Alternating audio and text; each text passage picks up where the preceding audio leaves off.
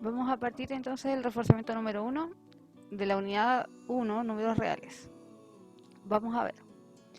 Dice acá, reconocer a qué conjunto numérico pertenecen los siguientes números. Entonces tenemos acá los conjuntos numéricos, el más pequeño son los números naturales, que van del 1 al infinito, los números enteros que abarcan los números naturales, más los números negativos, ¿sí? Los opuestos aditivos de ellos, los números racionales, que incluyen las fracciones y algunos decimales que se pueden escribir como fracción, y los irracionales, que son números decimales infinitos que no se pueden escribir como fracción, como las raíces, como los números trascendentales, el Euler, el número phi, etc. Vamos a ver aquí entonces cómo clasifico esto. Si yo tengo una operación, tengo que resolver 4 tercios más menos 5 tercios. Aquí tengo una suma de números negativos, me va a quedar así, menos 9 partido en 3. Simplifico esta fracción y me va a quedar en menos 3. Entonces yo pregunto, ¿el menos 3 es un número natural? No, no es un número natural porque es un número negativo. ¿Es un número entero? Sí, es un número entero. ¿Es un número que se puede escribir como fracción? Sí, porque el menos 3 se puede escribir como menos 9 tercios y ahí está escrito como fracción. Por lo tanto, pertenece a los racionales. ¿Y pertenece a los irracionales? No pertenece a los irracionales, ya que pertenece a los racionales. No puede pertenecer a ambos conjuntos porque estos conjuntos son disjuntos, no tienen nada en común. ¿Ya? Los irracionales son los que no se pueden escribir como fracción. Y dijimos que el menos 3 sí se podía escribir como fracción. Acá tengo raíz de 3 más 1. La raíz de 3 es un número que es infinito. Como es un número infinito, no es un número natural, ya es un decimal infinito, no pertenece a los naturales, no pertenece a los enteros, tampoco se puede escribir como fracción y sí pertenece a los irracionales, porque no se puede escribir como fracción el raíz de 3, por lo tanto al sumarle 1 tampoco me va a quedar un número racional. El número E. Euler se conoce que es un número irracional trascendental, por lo tanto no es un número natural, no es un número entero, no es un racional y sí es un irracional. Raíz de 9 más raíz quinta de 32. A simple vista uno podría pensar que es un número irracional porque son raíces, pero hay algunas raíces que se pueden calcular. Por ejemplo, la raíz de 9 es 3 y la raíz quinta de 32, que número elevado a 5 me da 32, es 2. Se puede calcular. Por lo tanto, yo resuelvo estas raíces, opero, 3 más 2 es 5. ¿El número 5 es un número natural? Sí, es un número natural. ¿Es un número entero? Sí, es un número entero. ¿Es un número racional? ¿El número 5 se puede escribir como fracción? Sí, todos los números enteros se pueden escribir como fracción colocándoles un 1. Por lo tanto, sí es un racional. Y como es racional, no puede ser irracional, por lo tanto acá no pertenece a los irracionales. Y ahí resuelvo este primer ejercicio. Vamos a ver el número 2. Dice acá, representar en la recta numérica y la racional raíz de 20, raíz cuadrada de 20. ¿Cómo realizo esto? Cuando yo tengo que representar en la recta numérica, tengo que utilizar un teorema, el teorema de Pitágoras. Entonces, primero graficábamos una línea, ¿sí? La línea recta, y teníamos que dibujar un triángulo con ciertas características. Los catetos de este triángulo rectángulo tienen que sumar 20, los catetos al cuadrado. Entonces tengo lo siguiente, tengo el ángulo recto acá, este va a ser un cateto, cateto 1 y un cateto 2. Necesito encontrar dos números que sumados al cuadrado, suponiendo que este fuera x y este fuera y, de manera que x al cuadrado más y al cuadrado me dé 20. Entonces tengo que pensar qué números al cuadrado sumados me dan 20. Acá es estrategia, o sea, ver qué números al cuadrado conozco y tratar de que sumen 20. Entonces yo sé que 16 más 4 es 20. ¿Sí? ¿Qué número al cuadrado es 16? 4. ¿Y qué número al cuadrado me da 4? El 2. Por lo tanto, ya sé qué catetos necesito. Yo necesito el cateto 1, que va a ser de 4 centímetros, y el cateto 2, que va a ser de 2 centímetros. ¿Sí? De manera que al cuadrado sumen 20. Ya. Como ya sabemos, los catetos son 4 y 2. Voy a encontrar esta hipotenusa, que voy a llamar X. ¿Y qué es lo que dice el teorema de Pitágoras? Dice que cateto 1 al cuadrado más cateto 2 al cuadrado me va a dar la hipotenusa al cuadrado. 4 al cuadrado es 4 por 4 es 16, 2 al cuadrado es 4, es igual a x cuadrado. 16 más 4 es 20, es igual a x al cuadrado. Para eliminar el cuadrado aplico la función raíz. Me va a quedar que x es igual a la raíz de 20. Entonces yo aquí voy a graficar mi raíz de 20. Pero yo necesito representarla en la recta numérica, no dibujarla solamente en la hipotenusa.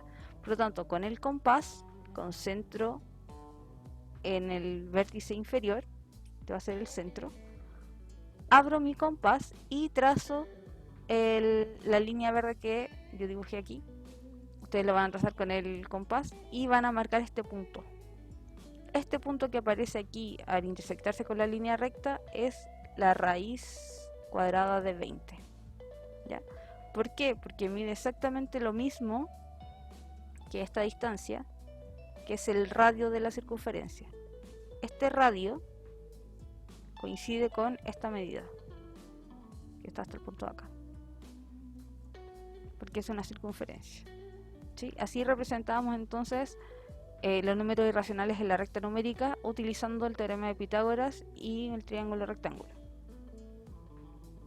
Ejercicio 3. Aproximar según se indican los siguientes números reales a la milésima. Ya, tenemos que recordar que la milésima está ubicada en la tercera posición después de la coma.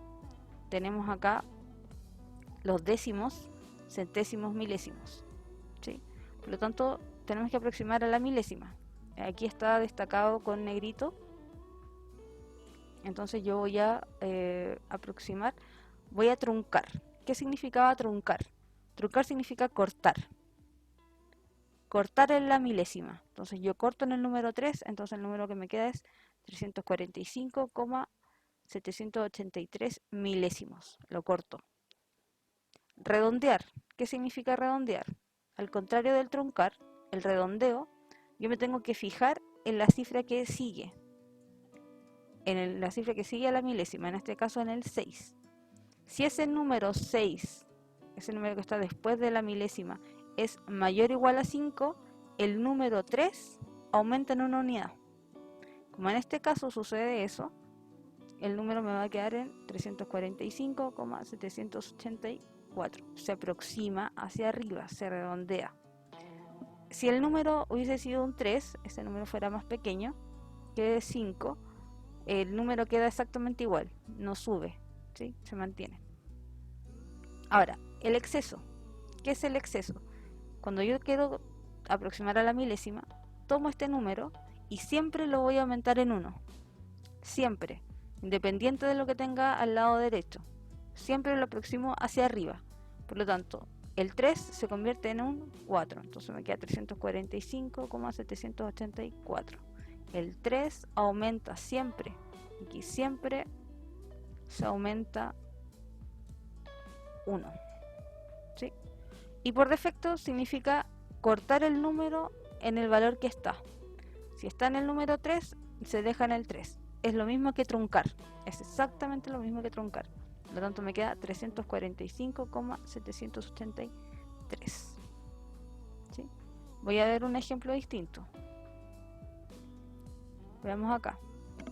Tengo acá la milésima. 45,347. Como quiero truncar, trunco, dejo el número hasta ahí, hasta el número 7. Me queda 45,347 milésimos. Ahora voy a redondear. Me fijo en el número de al lado. Es un 4. Es un número menor que 5, por lo tanto no le sumo 1 al 7. Se mantiene el 7. Por lo tanto me va a quedar en 45,347. ¿Sí? El 7 no aumentó, se mantuvo porque este número 4 es menor a 5. Si fuera igual o mayor a 5, aumenta el 7 en 8, pero no es el caso. En el exceso siempre el número que estoy aproximando se aumenta, por lo tanto ese 7 sí o sí va a aumentar a 8, me queda 45,348.